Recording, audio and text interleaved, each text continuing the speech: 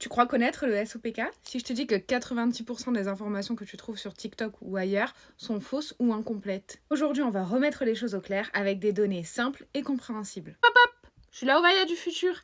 Si tu veux en savoir encore plus sur la santé féminine et ne louper aucune de mes vidéos, n'hésite pas à t'abonner, liker, partager ou commenter cette vidéo. Allez, je te laisse avec celle du passé.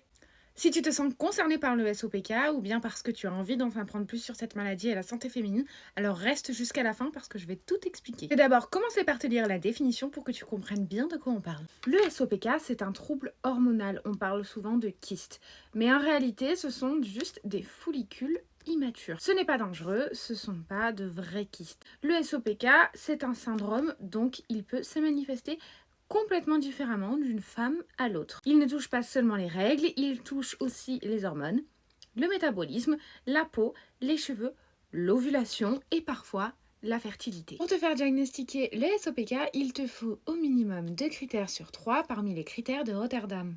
Ovulation irrégulière ou absente. Excès d'androgènes visible sur la peau, type perte de cheveux, acné ou alors surprise de sang. 3.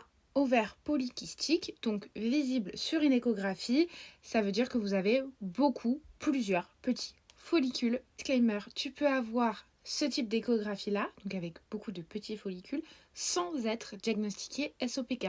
Tu peux être SOPK même si tu n'as pas d'acné. Tu peux aussi être mince et sportive. Avec le SOPK, ça n'a rien à voir avec le poids. Symptômes les plus courants qu'on peut retrouver chez le SOPK.